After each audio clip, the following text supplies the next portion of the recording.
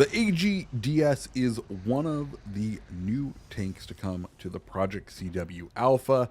Today, we're going to go over all of its stats, talk about its strengths and weaknesses, and of course, show off some gameplay. So if that sounds good, make sure you hit the like button, hit the subscribe button, and let's dive on in. So the AGDS is a bit of a weird looking tank, and I'll be honest, I had never seen this before, and there's a reason for that, and that's because it was a one-off concept. Basically, after the failure that was the Sergeant York, if you don't know about that, that's a fun little deep dive in military history. But after that failed prototype of a self-propelled anti-air gun, many years later, people realized, wait a minute, there is a use for a self-propelled anti-air system within the U.S. military, and basically the AGDS was a concept only ever proposed in one edition of the 1996 July-August edition of U.S. Armor magazine. Basically, the idea: take the base of an M1 Abrams, create a new turret that holds two 35mm Bushmasters, add the ability for it to fire guided missiles, put some radar and tracking stuff into that turret, and send her out to rain havoc on the enemy airspace and provide close air defense. That is the proposed idea of the AGDS. Now, what we get in game is something very different because, of course, it's not like we're fighting planes. What we do get, though, is an incredibly interesting tank because it is a close-in brawler that requires precision. This tank is one that you need to know all of the enemy weak points, and you need to hit your shots or else you're going to end up going down. While it lives in the marksman category, this is not one that you can use like Hound, a long-range sniper. The AGDS and the Nazi thrive in up-close battles with ambush, hit-and-run tactics, where you hit the weak spots because that's all you have the ammo for. So that's the kind of overview. Let's go ahead and talk about the loadout and abilities. Now, currently in-game, you cannot upgrade this tank.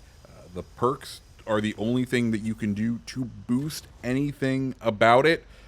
I think because it's sort of in its trial phase, and I can definitely feel why, because this is a tank where when I first played it, I was like, oh, this is utter trash. But then as I learned how to play it, I was like, oh, this is incredibly powerful, but you need to know what you are doing. So as far as my recommendation for those 4 perks, in the first slot, I would suggest well-oiled machine. It's going to reduce the gun reload by 10%. Now you may be saying, Tommy, this is weird because this gun is all about heat, but we will cover how this buffs the gun air quotes reload when we get to talking the stats of the gun. Then in the second slot, we are running stable approach. This is going to buff gun stabilization by 15%. After that, we're running quick draw. This is going to buff aim speed by 15%. And then finally in the last spot, we are going to buff smoking gun, which is going to buff turret traverse by 5%. And you may notice a theme there. It's all offensive. It's all about the gun. And there's a reason for that. You live or die by your effectiveness with the rounds, more so than any other tank. If you mess up, you will just end up dying in this tank. So having the best performance out of this gun is probably the most important thing. So those are the perks. Let's now go ahead and talk about the abilities that you get with this tank. First off, let's go ahead and talk about the agent's special ability. For a Nazi, it's an AC-130. You may remember this one if you played the first alpha for Chopper. He had the AC-130 then. This one is a severely detuned AC-130. Basically, you only get the 105mm howitzer, and I believe what would end up being the 30mm cannons, and it's only up for 60 seconds. The 105, you get a very limited number of shots. The 30mm is on cooldown. You most likely will not be able to get very many kills with it overall. So that is the power up ability. I think it's not very good at this time, so be prepared to not really use it. Then we get to the first ability for Anasi, and that's going to be guided ATGMs. These are somewhat effective against the enemy. What you have to do is they are essentially like wire guided missiles. You launch 2 of them out at a time, they slowly fly out. They do have significantly better penetration than your main guns. If you can manage to hit enemy weak spots with them, they're somewhat effective. If you don't hit the weak spots with them, then there's something to be desired there. The other ability that Anasi has with the AGDS is going to be basically SAM missiles. It's going to take those anti-tank guided missiles and flip them to anti-air mode, what it feels like. Basically, you get a lock on screen. You can lock on to multiple targets. They are very weak missiles with a large amount of splash damage. What this means in game is you can choose to lock on to other players with them, but when you do that, you're not going to be doing much damage. You're going to be lucky if you get any sort of disable with them. The main use for this, or the main proposed use for this, is to shoot down enemy kill streaks.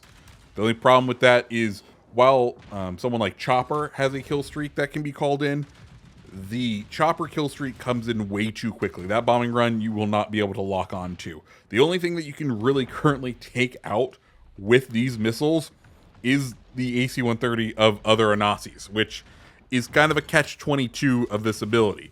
But in all honesty, what you need to use and come to it with the AGDS is going to be those guns. So let's go ahead and talk about those guns now. So the main gun, it's going to do 25 damage, which is incredibly anemic for this game, but you don't have an ammo system. Here instead, we have a cooldown, a heat-based shot system.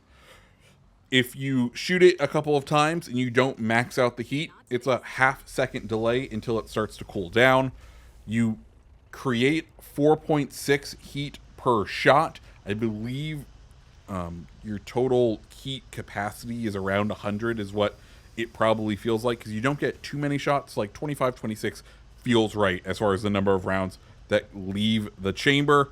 The cooling intensity, its base stat is -10, so you basically recover 2 shots per second once it starts cooling. However, if you took that first slot, that well-oiled machine, the one that would reduce gun reload by 10%, in game it actually boosts the cooldown time to -20, doubling the cooling intensity of the gun. Super nice, super effective. You really want to be running that one.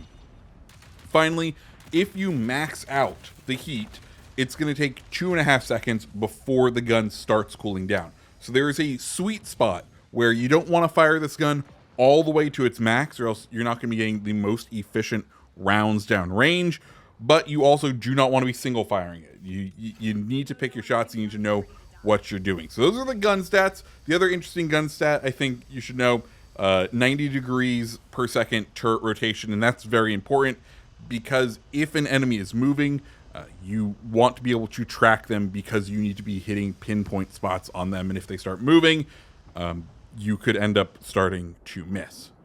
So there's that. Next, let's talk about the speed. Top speed's 54 knots, or not 54 knots, sorry. That's the warships coming out of me. Top speed is 54 miles an hour with a top reverse speed of 21.6. Finally, the other big sort of stat is the base health overall. 2,600 base health with a track HP of 600. Those are all the stats. Now, let's go ahead and dive on into a game, and I'll kind of explain more about the AGDS. So, welcome to some kill confirmed on Scarred City. I think we open this with the wrong way to play the AGDS. You can see we just kind of open up at long range, and that is absolutely not the way you want to play this thing for 2 reasons. One, at long range, the penetration on the 35mm Bushmasters, not great. Second, you are a relatively weakly armored tank overall. You can see right there is where things start to click. We want to go for weak spots. So we find a spot that we know is weak. In this case, we're going to help out our team by tracking this enemy, not letting our cooldown taken place, then pop back out, find a place where we can do some damage on him, front into the crew quarters, but then with this other version of Chopper, we can go ahead, fire up into the electronics, get a critical hit, and some damage. And that's kind of how you play the AGDS. You pop out, you do what damage you can. If someone's looking at you directly, you scurry away, because this tank does not do front-on sort of battles very well at all. The only thing you can really damage in a front-on fight is if there are some sort of optics that the enemy has on their tank, then you can fire into the optics and maybe, with a lot of tanks, get some electronic disables or kills right there. You know, blur out their screen, make it harder for them to use their tank. But the majority of the time, the way you want to use the AGDS is right here. You want to get to a flank and then fire into a weak spot. You can see the difficulty we have right there with tracking. It's not because we're aiming poorly, but because of the way that, you know, systems interact in this game, with how aiming follows the cursor with it tracking in time. It can make it very difficult to track and continue hitting a weak point on a tank if it is moving, because you're kind of aiming precisely at where you know that weak spot is. And naturally, because of that, the turret is going to lag behind. And as a result, make it a bit difficult. And as you see, we got too hot there. This gun overheats so quickly. And you will struggle to get multiple kills with one magazine, which makes sense, right? You don't want the AGDS to be overly powerful, but you do still need it to be somewhat effective. But it is only particularly effective if you're hitting weak spots. As you saw there, once we stopped hitting the weak spots, we weren't doing very much damage on the enemy tanks. And it's just something you kind of have to keep in mind, that you have to play this just going for weak spots, and you try not to hit the non-weak spots. See, we hunt it, and then right as we find that weak spot and we're able to drill shells into the weak spot, we're doing very well. Reaper here does nose into us, and basically the only thing we can hit is his cupola, and we're not going to be very effective against that. I do accidentally fat finger the AC-130, which is sort of useless, but you can see kind of what it's like to use the AC-130. We kill ourselves with it, and we kill our teammate, which, hey, we'll take it.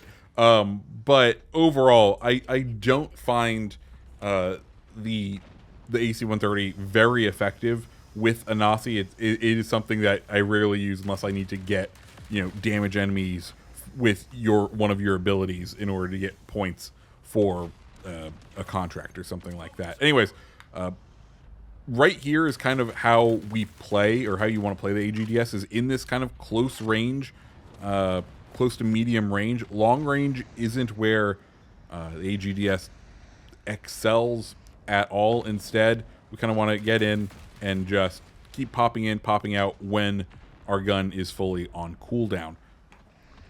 Overall, I have to say, this is probably one of the higher skill ceiling tanks in the game, just because in order to be successful with it, you do need that sort of just memorization in order to understand all of the weak spots of each tank. You see us trying to use the anti-tank missiles here.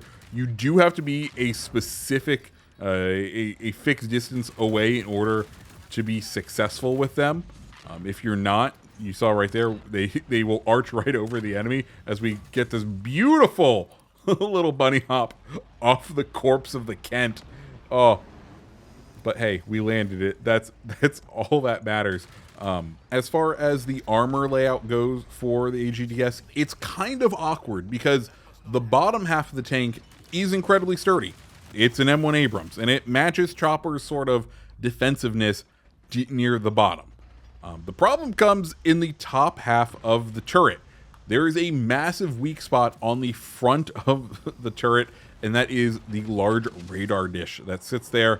That radar dish is probably exactly, as you would expect, the weak point for this thing. If you get hit there, you're going to end up getting hurt real bad. And right there is also something you should probably never do with the AGDS, is kind of like sprinting out into the open.